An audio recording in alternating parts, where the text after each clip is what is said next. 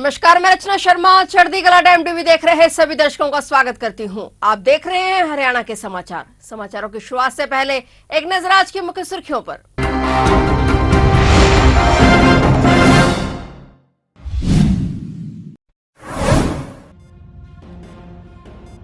Shambhu border खोलने को लेकर सुप्रीम कोर्ट में सुनवाई, कहा एक स्वतंत्र कमेटी बनाई जाए, एक हफ्ते बाद फिर होगी सुनवाई।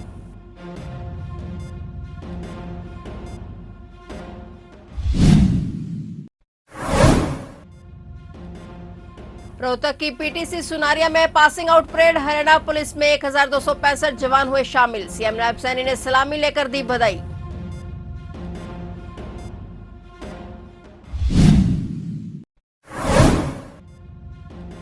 सांसद दीपेंद्र हुड्डा ने संसद में उठाया खिलाड़ियों का मुद्दा, पहलवान बबीता फोगाट ने दीपेंद्र और भूपेंद्र हुड्डा पर साधा निशाना, कहा बाबा साहब का अपमान कर रहे दीपेंद्र हुड्डा।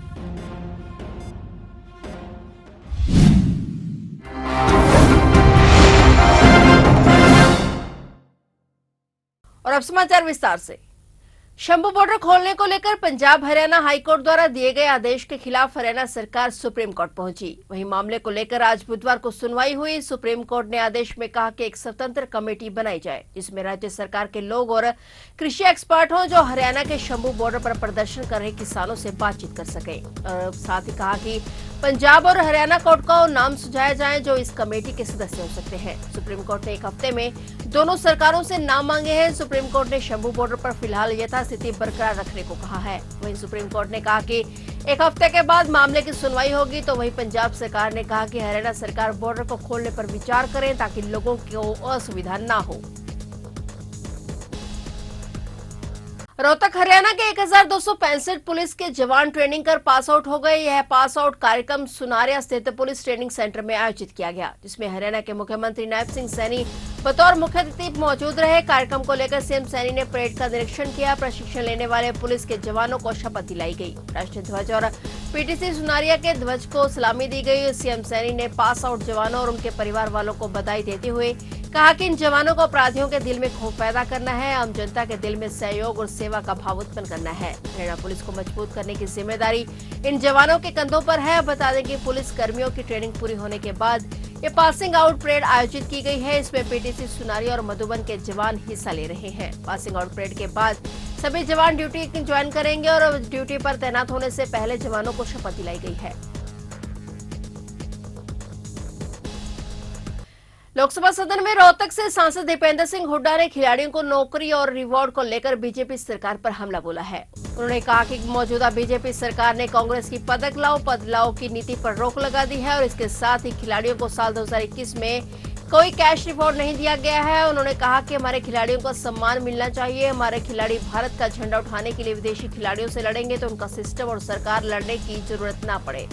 और लोकसभा सदन में दीपेंद्र हुड्डा के बयान के बाद पहलवान और बीजेपी नेत्री बबीता फोगाट ने कांग्रेस पर जमकर हमला बोला। उन्होंने हरियाणा के पूर्व मुख्यमंत्री भूपेंद्र हुड्डा और रोहतक सांसद दीपेंद्र हुड्डा पर धोखाधड़ी का आरोप लगाते हुए कहा कि आपने फोगाट बहनों के साथ अन्याय किया है। उन्होंने एक्स पर भी पोस्ट करते हुए कहा कि मैं डीएसपी की जॉब डिजर्व करती थी पर आपके पिताजी और उस वक्त कांग्रेस सरकार ने मुझे एसआई की नौकरी दी। इसके बाद मेरी बहन गीता फोगाट को न्यायिक व्यवस्था की मदद लेनी पड़ी। उन्होंने कहा कि सदन में दीपेंद्र हुड्डा ने गलत तथ्य पेश करके बाबा साहेब भीमराव अम्बेडकर का अपमान किया है। उन्होंने कहा कि लोकसभा सदन को गुमराह करना बंद करें। हरियाणा में विधानसभा चुनाव के लिए कुछ महीनों का ही वक्त बचा है लेकिन प्रदेश कांग्रेस में गुटबाजी जारी है। कांग्रेस धड़ों की तरफ से जारी बयानों की वजह से जहां गुटबाजी साफ नजर आती है वहीं अब पदयात्रा से भी यह जगजाहिर हो रहा है कि प्रदेश के नेताओं ने अलग अलग राहें पकड़ रखी हैं। दरअसल हरियाणा में मौजूदा समय में पूर्व सीएम भूपेंद्र सिंह हुड्डा के बेटे सांसद दीपेंद्र हुड्डा हरियाणा मांगे हिसाब न्याय यात्रा निकाल रहे हैं। हालांकि इस यात्रा में से कुमारी शैलजा और सुरजेवाला गुट ने दूरी बना रखी है। वहीं अब कुमारी शैलजा अलग से पदयात्रा निकालेंगी। कुमारी शैलजा 27 जुलाई को अंबाला से इस यात्रा की शुरुआत करेंगी। ऐसे में अब साफ है कि दोनों गुट एक दूसरे से पीछे रहने के मूड में नहीं है।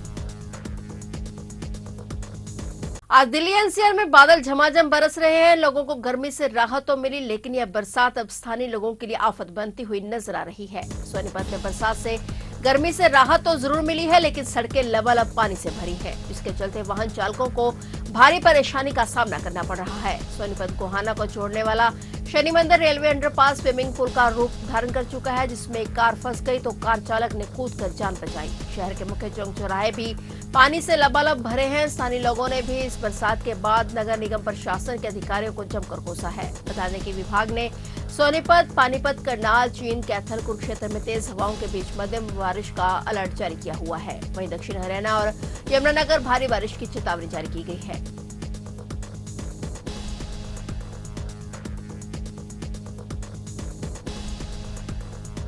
हरियाणा में एनएचएम कर्मचारियों ने अपनी मांगों को लेकर 2 घंटे की हड़ताल शुरू की। कर्मचारी नागरिक अस्पताल में इकट्ठे होकर सरकार के खिलाफ उन्होंने नारेबाजी की। हड़ताल के चलते अस्पताल में आपातकाल के अलावा एम्बुलेंस सेवा बंद रही और इसके अलावा लेबर रूम, मनोचिकित्सक विभाग, टीकाकरण काम प्रभावित हुए। हड़ताल 12 बजे तक जारी रही। एनएचएम कर्मचारी संघ और स्वास्थ्य कर्मचारी संघ के संयुक्त आह्वान पर एनएचएम कर्मचारियों ने पहले 24 जुलाई को 3 दिन की सांकेतिक हड़ताल पर जाने की घोषणा की थी। इसके बाद अब 25 जुलाई को मिशन निदेशक एनएचएम द्वारा यूनियन प्रतिनिधिमंडल को बातचीत के लिए बुलाया गया है। ऐसे में स्वास्थ्य कर्मचारी संघ ने 24 की हड़ताल का निर्णय स्थगित करते हुए 2 घंटे पेन डाउन कर वर्क सस्पेंड करने का निर्णय लिया। संघ के प्रदेशाध्यक्ष का कहना है कि अब मिशन निदेशक के साथ हुई बातचीत में कर्मचारी हित में कोई ठोस निर्णय नहीं लिया जाता है तो एनएचएम कर्मचारी 26 जुलाई से अनिश्चितकालीन हड़ताल पर चले जाएंगे। करनाल इंद्री के उड़ाना में दिल दहला देने वाला मामला सामने आया है, जहां एक पति ने अपनी बेटी के सामने ही अपनी पत्नी की बड़ी बेरहमी से हत्या कर दी। आरोपी ने बेटी के सामने ही उसकी मां पर कस्सी से कई वार किए। हमले में घायल 45 वर्षीय नेहा ने अस्पताल में इलाज के दौरान दम तोड़ दिया। पुलिस ने मृतका के बेटे रजत की शिकायत के आधार पर आरोपी पिता राजेंद्र के खिलाफ केस दर्ज किया। बताया जा रहा है कि राजेंद्र और उसकी पत्नी नेहा के बीच घरेलू विवाद चल रहा था, जिससे गुस्साए राजेंद्र ने अपनी ही पत्नी को मौत के घाट उतार दिया। महिला की निर्मम हत्या से गांव में दहशत का माहौल है। नेहा गांव के कुछ घरों में सफाई का काम करके अपना गुजर बसर करती थी। सुबह करीब 7 बजे रजनी और उसकी मां जैसे ही गांव में स्थित गोगा मोड़ी के पास पहुंचे तो पहले ही घात लगाकर बैठे राजेंद्र ने अचानक हमला बोल दिया। राजेंद्र वारदात को अंजाम देकर मौके से फरार हो गया। हत्या की सूचना मिलने के बाद पुलिस मौके पर पहुंची और तफ्तीश की। इसके बाद एफएसएल की टीम भी गांव में आई और मौके पर साक्ष्य जुटाए गए। पुलिस ने मृतका को पोस्टमार्टम करवाकर शव परिजनों को सौंप दिया है। पुलिस का कहना है कि हत्या आरोपी फरार है और जल्द ही उसे गिरफ्तार कर लिया जाएगा। ये सुबह पता चला कि नेहा नाम की लेडीज थी और उनके हस्बैंड राजेंद्र है, जो राजेंद्र ने उन पर हमला कर दिया कसी से और वो ज़्यादा घायल हो गई थी। तो उनको उपचार के लिए अपना कुरुक्षेत्र सिविल हॉस्पिटल में ले गए, जहाँ उनकी दोपहर को डेथ हो गई। कितनी उम्र थी लगभग? उम्र लगभग 50 के लगभग है, 50 साल होगी, इतनी ही उम्र है उनकी। उनके बच्चे हैं। जो मौके पे उनकी लड़की आई थी, उनके सामने ही उनके बयान से पता चला कि उनके फादर ने ही उनकी मदर की डेथ की। तो कोई कारण था कोई कुछ? उनका केस चला हुआ था जो हमें पता चला, और पिछले 6-7 महीने से वो बाहर ही रह रहा था। मृतक का हस्बैंड शाहबाद रह रहा था। तो रात को न ये गुड़िया कह रही कि वो नशे का आदी था। पहले भी कई बार उन्होंने हमला किया था लेडीज़ पे। और इनका कहना कि सुबह 3-4 बजे के करीब वो यहाँ के पेड़ के पास आके छिप गया था।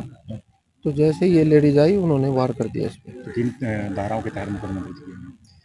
अभी देखते हैं एसएचओ साहब ने कौन कौन मर्डर की धारा के 302, पहले 302 थी। अभी बीएनएस में जो धारा होगी, जो भी धारा लगेगी उन्हीं के अंदर उस पर हम कार्रवाई करेंगे। तो पोस्टमार्टम हो गया? हाँ, अभी उनका पोस्टमार्टम हुआ है। तो देखो इसमें क्या और क्या इंजरी आती है और कौन सी धारा लगती है। जो भी एज पर लॉ जो भी धारा लगेगी हम उसी में कार्रवाई करेंगे। कांवड़ यात्रा के दौरान श्रद्धालुओं की सुविधा और सुरक्षा के लिए गोहाना में पुलिस अधिकारियों ने मीटिंग कर आवश्यक दिशा निर्देश दिए। इन निर्देशों को ध्यान में रखते हुए गोहाना पुलिस द्वारा कांवड़ यात्रा में श्रद्धालुओं की सुविधा और सुरक्षा के पुख्ता इंतजाम किए गए हैं। सभी पुलिसकर्मियों को अलर्ट रहने के लिए कहा गया है ताकि यात्रा के दौरान किसी प्रकार की अप्रिय घटना न हो और कानून व्यवस्था सुचारू रहे। इसके साथ ही कांवड़ यात्रा में श्रद्धालुओं की सुविधा और यातायात व्यवस्था बनाए रखने के लिए अलग से लेन बनाई गई है। श्रद्धालुओं के रात्रि ठहराव के लिए रूटों पर सामाजिक संगठन द्वारा शिविर भी स्थापित किए गए हैं, जिनकी कड़ी निगरानी की जा रही है ताकि किसी भी तरह की कोई परेशानी न हो। बता दें कि कांवड़ यात्रा 22 जुलाई से लेकर 2 अगस्त तक रहेगी। इसको लेकर पुलिस अधिकारियों की मीटिंग लेकर सभी को निर्देश दिए गए हैं। शहर में 3 अलग से नाके लगाए गए हैं और 13 पेट्रोलिंग पार्टियां लगाई गई हैं। पुलिस पीसीआर के अलावा हाईवे पर एम्बुलेंस की सुविधा दी गई है। जैसे जैसे कांवड़ की संख्या बढ़ेगी वैसे ही रूट को और डाइवर्ट कर हाईवे को 1 भी किया जाएगा। करनाल में नाके पे ड्यूटी कर रहे पुलिसकर्मी पर गाड़ी चढ़ाने का मामला सामने आया है। घटना का सीसीटीवी मिलने के बाद आरोपी गौरव और अमन को गिरफ्तार कर लिया गया है। दोनों करनाल के रहने वाले हैं। दोनों को 14 दिन की न्यायिक हिरासत में जेल भेज दिया गया है और वहीं पुलिसकर्मी के सिर में ज्यादा चोट के चलते मनोज का इलाज पीजी चंडीगढ़ में चल रहा है। अपनी नाका ड्यूटी कर रही थी, जहाँ पे प्रॉपर एसपी साहब के आदेशानुसार नाका पूरी रात नाका ड्यूटी है वो चेकिंग करती है। रफ ड्राइविंग या कोई भी सस्पेक्टेड पर्सन होता है उससे रोक के पूछताछ करती है। तो काछुआ नहर पुल नाका पे जो ड्यूटियाँ थी वहाँ से एक गाड़ी क्रेटा बार बार 2-3 चक्कर लगा के मतलब सस्पेक्टेड दिखाई दे रही थी। तो नाका कर्मचारियों ने उसको रोकना चाहा तो वो कर्मचारी के इशारे से रुकने के आदेश की पालना ना करते हुए सीधा उसको हिट करके और भाग गया वहाँ से। 2-3 राउंड वो ऑलरेडी लगा चुके थे। फिर रुकने का इशारा किया, बैरिकेड को आगे सरकाया तो उन्होंने मुलाजिम मनोज जो सिपाही था उसको टक्कर मारते हुए वो भागने की कोशिश की। कौन आरोपी हैं, कहाँ के रहने वाले हैं, क्या शराब पी रखी थी? मेन आरोपी जो है वो है गौरव सन ऑफ सुरेश, निवासी वाल्मीकि बस्ती रामनगर का ही, लोकल रामनगर का ही रहने वाला है। दूसरा उसका कोई जानकार है या दोस्त है अमन सन ऑफ बलवान, गडरिया बस्ती रामनगर का ही है वो भी। मैम कोई इनकी मंशा थी या केवल ड्रिंक कर रखी थी, इस चक्कर में केवल ये पूरा हादसा हुआ? मंशा तो नहीं कह सकते, लेकिन किसी मुलाजिम के ऊपर हिट एंड रन का अपराध करना भी तो फिर जानलेवा अटेम्प्ट है उस पर। फिलहाल हरियाणा के समाचारों में इतना ही। और नए समाचारों के साथ फिर से हाजिर होंगे, तब तक के लिए देखते रहिए चढ़ती कला टाइम टीवी।